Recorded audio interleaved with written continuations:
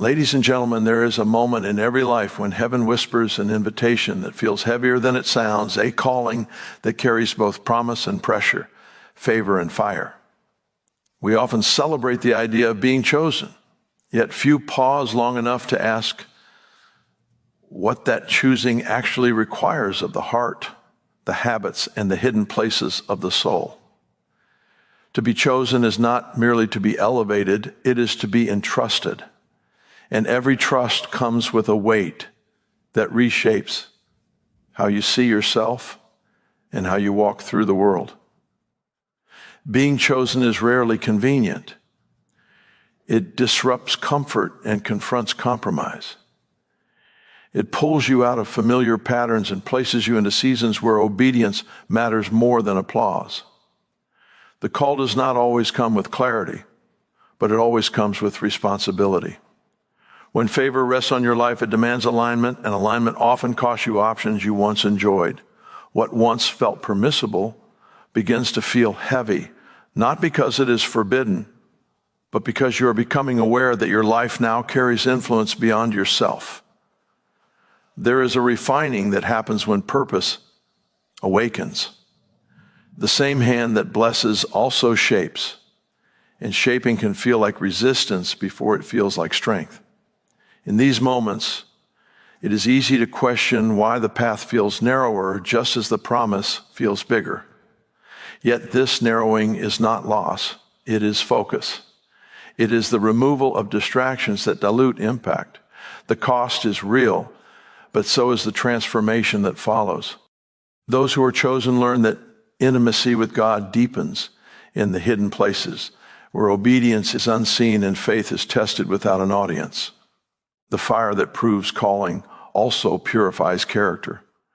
You begin to realize that being chosen is not about standing above others, but standing accountable for what you carry. The cost is surrender, the price is faithfulness, and the reward is a life aligned with purpose that echoes far beyond the present moment. Being chosen is a responsibility before it is a reward, and this truth often challenges the way people imagine purpose. Many envision being chosen as a moment of elevation, recognition, or divine endorsement that sets them apart for blessing alone. Yet the deeper reality is that being chosen first places a weight on the soul, a sacred obligation to steward what has been entrusted. Before there is celebration, there is consecration.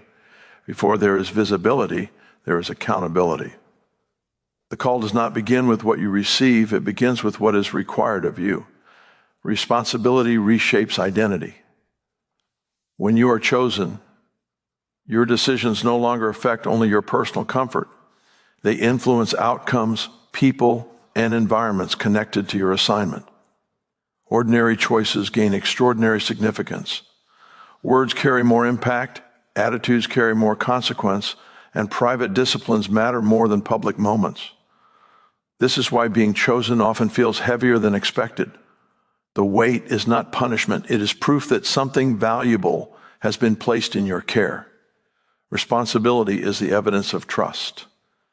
This responsibility also demands maturity. Immaturity seeks the reward without embracing the process. Maturity understands that calling is sustained by character, not talent. When someone is chosen, shortcuts lose their appeal because compromise threatens the very thing they are meant to carry. The responsibility presses the heart to ask deeper questions. Not what am I allowed to do, but what strengthens the assignment, not what benefits me, but what honors the trust. This shift in thinking marks the transition from ambition to stewardship. There is also a cost in perception. Responsibility often isolates before it connects. Others may not understand why you decline certain paths or separate from certain influences. What once felt harmless may now feel misaligned. This is not about superiority, it is about sensitivity. When responsibility increases, discernment sharpens. You begin to sense that some doors, though open, are not assigned. The reward of being chosen is delayed, so the responsibility can be formed without distortion. Responsibility requires consistency. Being chosen is not proven in moments of inspiration, but in seasons of faithfulness. It is revealed in how you show up when no one is watching, how you respond when progress feels slow, how you carry yourself when affirmation is absent. The responsibility keeps you anchored when emotions fluctuate. It teaches you to honor the calling even when the reward feels distant, because the responsibility itself becomes the evidence that the call is real. This responsibility also refines motivation. When applause fades, purpose must remain. Being chosen strips away the need for constant validation and replaces it with inner conviction. You learn to move from obedience rather than excitement, from faith rather than feeling. The responsibility trains you to trust that what is unseen is still significant, that preparation is happening even when progress is invisible. Ultimately, being chosen places you under a higher standard, not imposed by people, but embraced by conviction. It invites you to live intentionally, to guard your heart, to refine your habits, and to align your life with something greater than personal gain. The reward may come in time, but the responsibility begins immediately, shaping you quietly, deeply, and continually, teaching you that true calling is not measured by what you receive, but by how faithfully you carry what has been entrusted, even when the weight grows heavier and the path grows narrower, and the only thing sustaining you is the certainty that this responsibility was never meant to elevate your ego, but to refine your spirit and anchor your life in obedience that continues to unfold day by day as you learn to walk worthy of what you have been given and to honor the trust through patience, discipline, surrender, and a willingness to remain faithful even when the responsibility demands more than comfort, more than clarity, and more than you once thought you were capable of giving, while still asking you to keep moving forward without needing to see the full reward ahead. Favor increases accountability, not entitlement. And this truth often confronts the quiet assumptions people carry about blessing. Favor is frequently mistaken for exemption, as though being favored means being spared from discipline, correction, or responsibility. In reality, favor intensifies awareness. It places light on areas that once went unnoticed and calls for alignment where compromise once felt manageable. Favor does not lower the standard, it raises it, because what is entrusted must be protected. When favor rests on a life, choices become weightier. What once seemed insignificant now carries consequence, not because the rules changed, but because perception deepened. Favor brings proximity, and proximity reveals. The closer one draws to purpose, the clearer the call to integrity becomes. This is why favor often feels demanding rather than indulgent. It asks for consistency when excuses would be easier. It invites obedience in moments where entitlement would see. Justification. Accountability under favor is not imposed by fear, but by honor. It is the understanding that grace is not permission to drift, but power to remain aligned. Favor sharpens discernment, making it difficult to ignore what once could be rationalized away. There is an internal compass that grows stronger, guiding decisions toward what sustains calling rather than what satisfies impulse. This inner accountability becomes a safeguard, protecting both the individual and those influenced by their life. Favor also exposes motives. Entitlement seeks recognition without responsibility, influence without integrity. Accountability, however, asks why the gift was given in the first place. Favor invites reflection, not comparison. It redirects attention from status to stewardship. Instead of asking why others do not carry the same weight, the favored heart asks how to carry the weight well. This shift in posture keeps favor from becoming corrupted by pride. There is often tension between public perception and private reality. Others may assume that favor means ease, open doors without resistance, or constant affirmation, yet those who walk under favor know that accountability often increases in hidden places. The call to remain pure in thought, disciplined in habit, and faithful in unseen moments grows stronger. Favor demands alignment behind the scenes long before it manifests in visible outcomes. Accountability under favor also shapes relationships. It requires wisdom in connection and restraint in influence. Not every voice is meant to have access, and not every opportunity is meant to be pursued.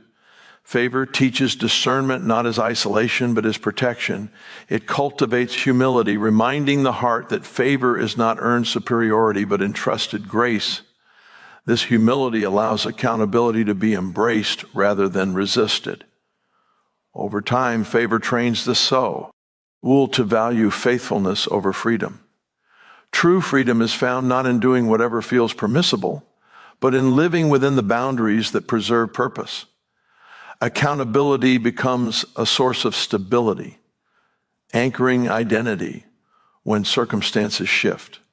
It keeps the heart aligned when success tempts drift and when delay invites doubt. As favor continues to increase, so does the invitation to live intentionally. Every season becomes a classroom, every correction a gift. Accountability refines vision, strengthens resolve, and deepens trust.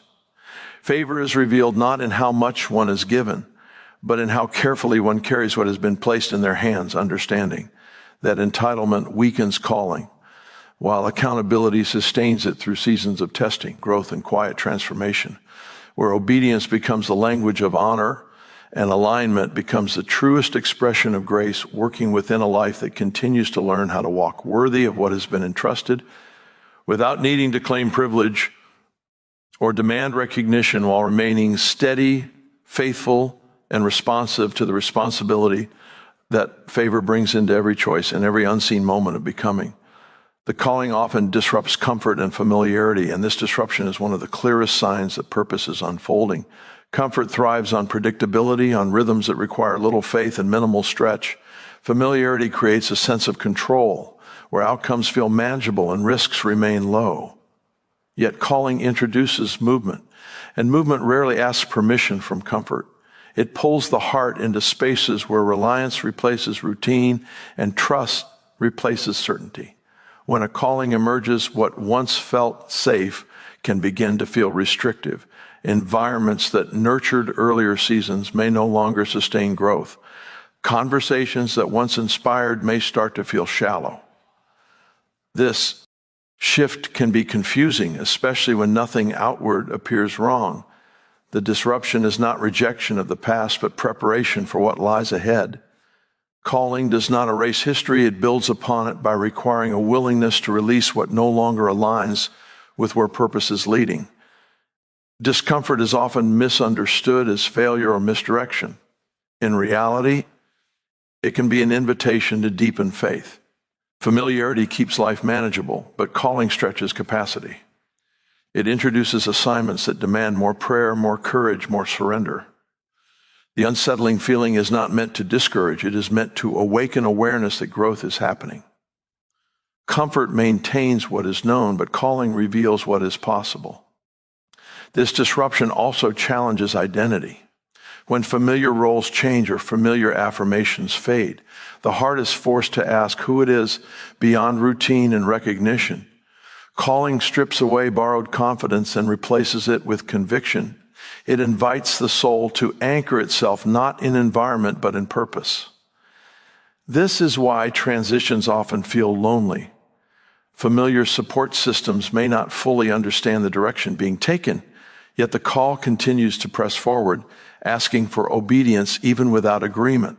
Familiarity offers shortcuts that calling refuses to use. The call often chooses the longer path, the one that develops depth rather than speed. It may require leaving behind ease for endurance, certainty for trust. This does not mean comfort is wrong. It means comfort cannot lead. Calling leads through refinement, and refinement requires friction. The disruption becomes a tool, reshaping priorities and exposing dependencies that were never meant to define the journey. There is also a sacred loss that accompanies calling. Certain attachments must loosen, not because they are sinful, but because they are distracting. The disruption teaches discernment, helping distinguish between what is good and what is assigned. Familiar patterns may no longer produce peace. Comfort may begin to feel heavy rather than restful.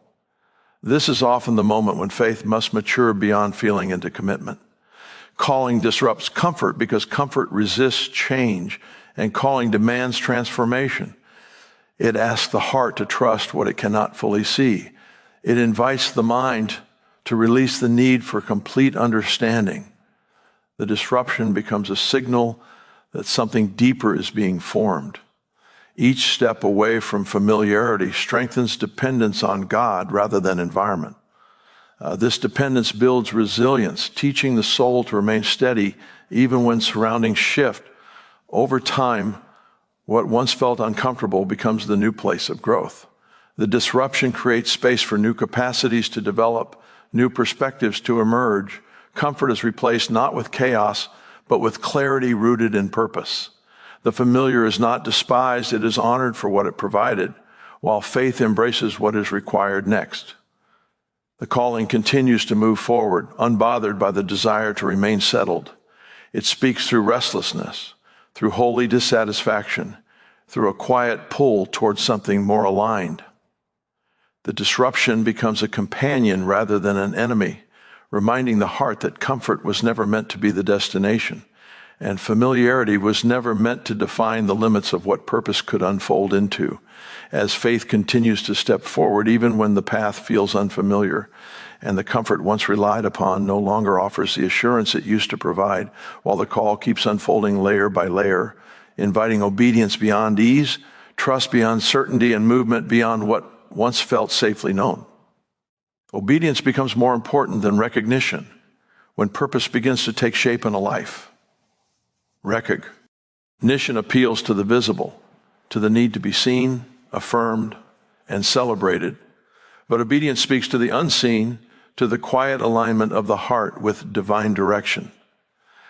In the early stages of calling, it is easy to confuse progress with applause, yet true movement is often happening where no one is watching. Obedience does not seek validation, it seeks faithfulness. There is a subtle temptation to measure success by response. When recognition increases, motivation can quietly shift from conviction to approval. Obedience corrects this drift by anchoring action in instruction rather than reaction. It asks the heart to move even when the outcome is uncertain and the audience is absent. This is where purpose deepens, because obedience trains the soul to trust the voice of God over the noise of opinion. Recognition is often delayed for those who choose obedience. The path of obedience may feel slower, less impressive, and at times invisible. Yet this delay is not denial, it is development. Obedience forms integrity, teaching consistency in moments where shortcuts promise quicker applause. The unseen choices made in obedience shape the strength needed to carry recognition without being consumed by it. Obedience also refines desire. It confronts the craving to be noticed and replaces it with the desire to be aligned. This refinement is not about suppressing ambition, but about redirecting it. The ambition becomes centered on fulfilling purpose rather than building image. Obedience protects the heart from the instability of public opinion, which can shift as quickly as it forms. When obedience leads, identity remains steady regardless of response. There are seasons when obedience will seem misunderstood. Others may question decisions that do not produce immediate visibility. The obedient heart learns to rest in conviction rather than explanation. Silence becomes a form of trust. The willingness to obey without defending every step strengthens faith and deepens resilience. In these moments, obedience is not passive, it is active surrender. Recognition often follows obedience, but it is not guaranteed on a human timeline. Obedience teaches patience, the ability to remain faithful when affirmation is absent. This patience is not passive waiting, it is disciplined perseverance. Each obedient step reinforces trust, building confidence not in self-promotion but in divine timing. Obedience also redefines leadership. True influence flows from example rather than exposure. Those who obey in private carry authority in public without striving for it. Their lives speak before their words do. Obedience shapes character in ways recognition never could. It forms humility, guarding the heart from pride when visibility eventually comes. As obedience continues, fear of obscurity diminishes. The heart learns that purpose is not diminished by being unseen. Obedience brings clarity, quiet confidence, and inner peace that recognition cannot provide. It anchors the soul in truth rather than trend, in calling rather than comparison. Over time, obedience becomes a language of trust, a daily yes that aligns the heart with something greater than personal ambition. Recognition may come or remain distant, but obedience remains constant, shaping every decision, refining every motive, and strengthening every step taken in faith, teaching the soul that being aligned is more valuable than being admired, that faithfulness outweighs fame, and that true fulfillment is found not in being noticed by many, but in being found faithful in each moment where obedience is chosen without needing the reward of recognition to validate the journey as it continues to unfold through unseen acts of trust and surrender that quietly shape a life rooted in purpose and convicti. On separation refines focus and protects purpose. And this refinement often feels misunderstood before it feels necessary. Separation is rarely about exclusion for its own sake. It is about clarity. When purpose begins to emerge, life starts demanding intentional choices about what receives attention, energy, and access. Separation narrows vision so that distraction loses its power. What once competed for time and affection begins to fade, not because it is wrong, but because it no longer aligns with what the heart is being shaped to carry. Focus cannot be refined in overcrowded spaces. Purpose requires room to breathe, space where direction becomes clear and priorities settle into order. Separation creates that space. It removes the constant noise that blurs discernment and replaces it with stillness where conviction can speak. This stillness is not emptiness, it is alignment. It allows the heart to hear clearly without the pressure to conform to every expectation or opinion surrounding it. Protection is another function of separation. Purpose is fragile in its early stages, vulnerable to comparison, criticism, and premature exposure. Separation acts as a covering, shielding what is developing from forces that could distort it. Just as seeds grow unseen beneath the soil, calling often requires hidden seasons. Separation honors the process, allowing growth to happen without interference or haste.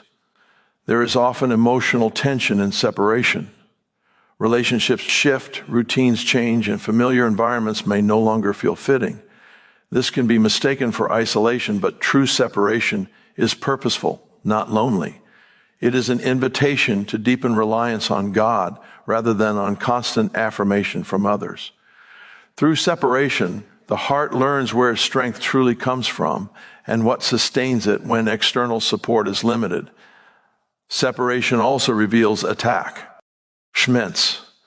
It exposes what the heart depends on for identity and comfort. When certain connections loosen, what remains becomes clear. This clarity is not meant to wound, but to heal. It allows purpose to be pursued without divided loyalty. Focus sharpens when unnecessary weight is released. What once felt essential may be recognized as optional, and what once felt optional may be revealed as essential. In this refinement, discernment grows stronger. Separation trains the heart to recognize what aligns with purpose and what subtly pulls away from it. It teaches restraint, the wisdom to say no even when opportunities appear attractive. Not every open door is an assigned door. Separation protects purpose by preventing premature expansion that weakens foundation. There is also humility formed in separation. Without constant visibility or validation, motives are purified. The desire to impress gives way to the desire to be faithful. Separation dismantles the need to perform and replaces it with authenticity. It becomes easier to move in obedience rather than pressure, in conviction rather than comparison. As focus sharpens, peace increases. The mind becomes less scattered, the heart less conflicted. Separation brings alignment between inner conviction and outer action. This alignment produces confidence rooted not in applause, but in clarity. Purpose feels lighter when distractions are removed, even though the path may feel narrower. Over time, separation proves its value. What was once questioned becomes understood. The protection it provided becomes evident as purpose matures with strength and integrity. Separation was never meant to isolate permanently, but to prepare deeply. It refines focus so that when expansion comes, it does not dilute calling. It protects purpose so that when influence increases, it remains anchored in truth, direction, and obedience, shaped through teachings where distance from distraction allowed the heart to be trained, the vision to be clarified, and the assignment to be carried with precision, discipline, and unwavering alignment to what truly matters while the journey continues forward with focus undivided and purpose intact. Character is tested before influence is released, and this sequence reveals the wisdom behind divine timing. Influence amplifies whatever already exists within a person, which is why formation must come before exposure. The testing of character is not a delay tactic, but a safeguard. It ensures that when influence arrives, it does not distort identity or compromise purpose. Character is the foundation that determines whether influence will build or destroy. Testing often begins in small, unnoticed ways. How one handles inconvenience, correction, or waiting speaks volumes about readiness. These moments may feel insignificant, yet they carry weight. They reveal whether integrity is practiced consistently or selectively. Character is not formed in grand opportunities, but in daily decisions where no one is watching.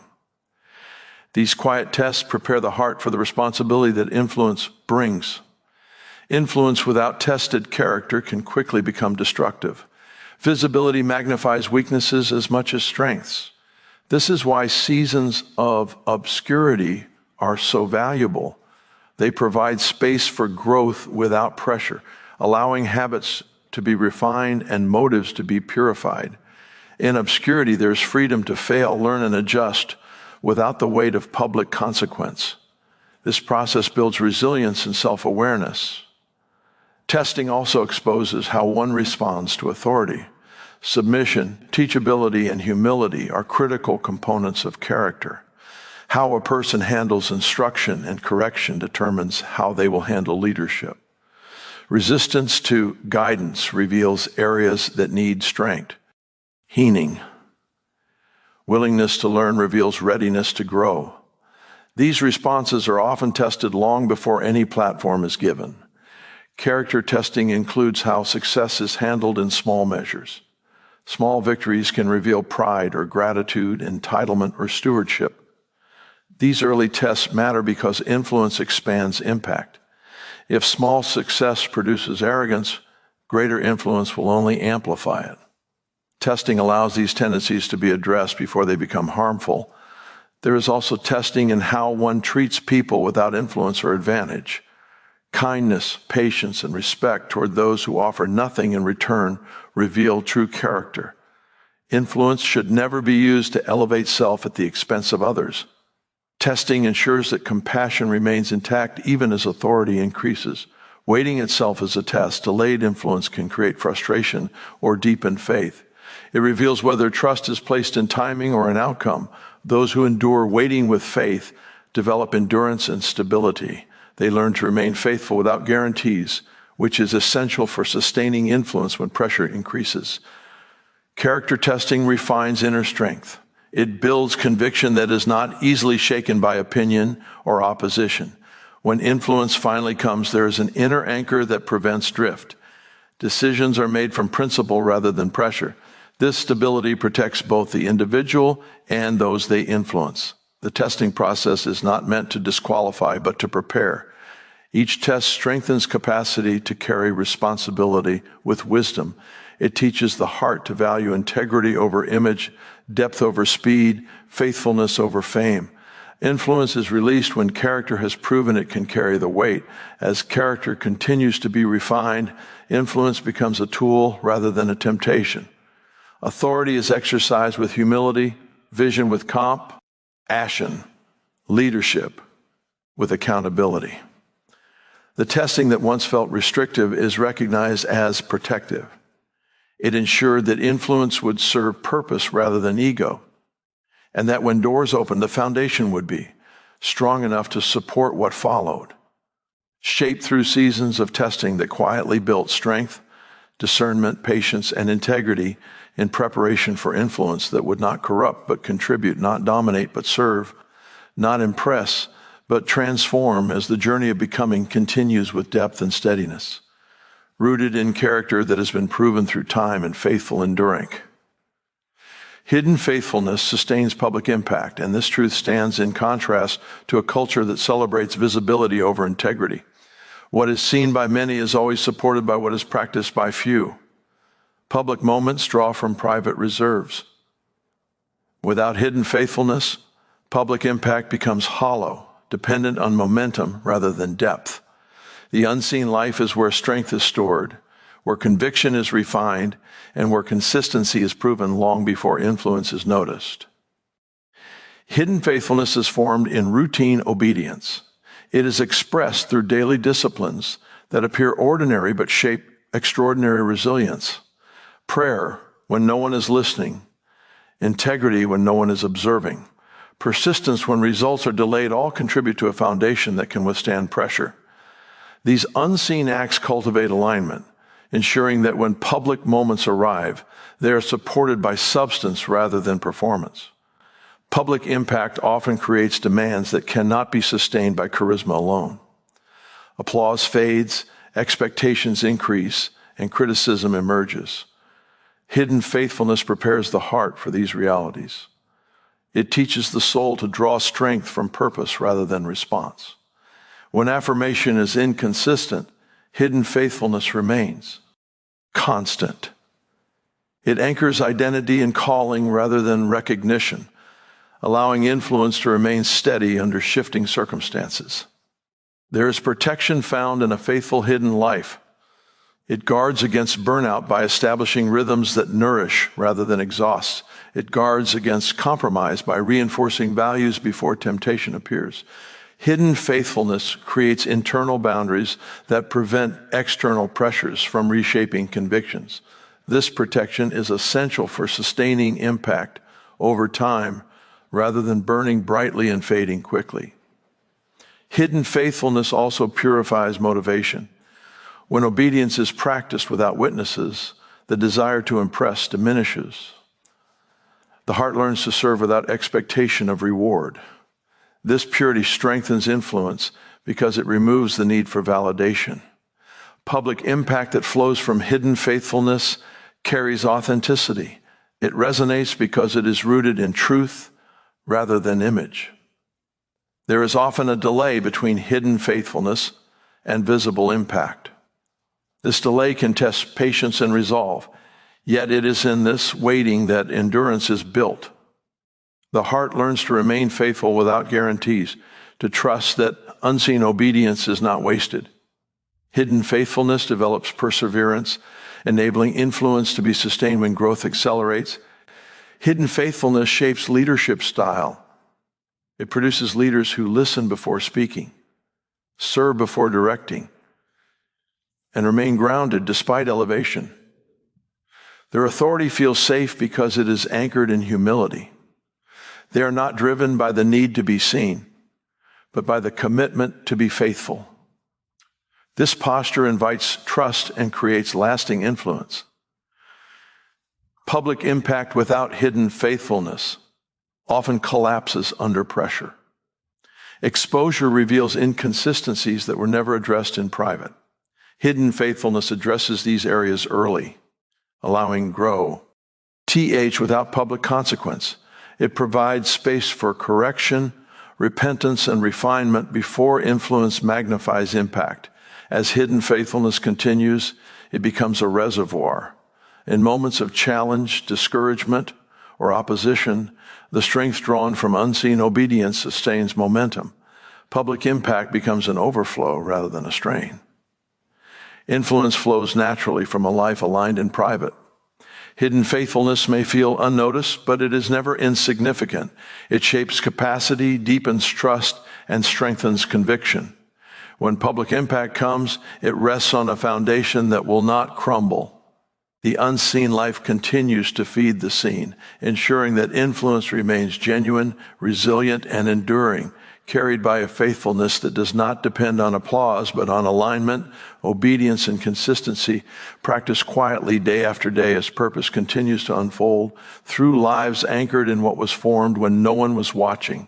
The cost of being chosen is surrender to divine alignment, a surrender that reshapes the will before it reshapes the world.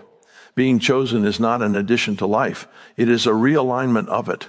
Alignment requires the heart to release control, preferences, and timelines that once felt essential. It invites trust over certainty and obedience over convenience. This surrender is not loss, but it often feels like it because it asks for everything to be placed back into the hands of the one who called. Divine alignment confronts independence. It challenges the instinct to lead with personal desire rather than divine direction. The chosen life learns to pause, to listen, to move only when directed. This can feel restrictive to a will accustomed to freedom of choice. Yet alignment reveals a deeper freedom rooted in purpose. The cost is relinquishing the right to define success on personal terms. Surrender also reshapes ambi. Goals are no longer pursued solely for personal fulfillment, but weighed against eternal purpose. This does not eliminate drive, it refines it. Alignment focuses energy on what produces lasting impact rather than immediate reward. It narrows the path so that effort is not wasted on misaligned pursuits. The cost is saying no to good opportunities that would lead away from the assigned direction. Divine alignment affects relationships. It requires discernment in connection and courage in separation. Not every relationship can journey through every season. This does not mean love diminishes, but access changes. Alignment protects calling by adjusting proximity. The cost is misunderstanding, as others may interpret distance as rejection. Yet alignment values obedience over approval. There is also a cost in timing. Alignment demands patience, waiting for doors to open rather than forcing them. This waiting refines faith, teaching the heart to trust divine orchestration. Impatience can produce movement, but alignment produces fruit. The chosen life learns that delayed obedience is disobedience, and premature action is misalignment. Surrender to alignment requires humility. It acknowledges that wisdom is limited and vision incomplete. Pride resists alignment because it prefers control. Humility embraces guidance, correction, and redirection. This humility becomes a safeguard, preventing drift when success arrives. The cost is laying down the need to be right in order to remain aligned. Divine alignment also redefines security. Stability is no longer found in predictability, but in faith. Plans may change, seasons may shift, and paths may narrow, yet alignment provides peace that circumstances cannot steal. This peace is not the absence of challenge, but the presence of assurance that each step is ordered. As surrender deepens, clarity increases. Confusion fades as alignment sharpens focus. Decisions become simpler, though not easier. The chosen life becomes marked by consistency rather than convenience. Alignment shapes habits, priorities, and responses, bringing coherence to areas once fragmented.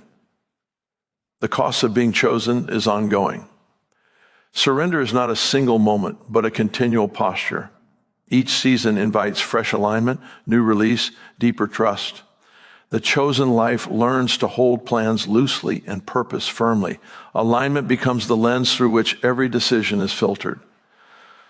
Through surrender, purpose flows with greater precision. Effort becomes fruitful because it is aligned.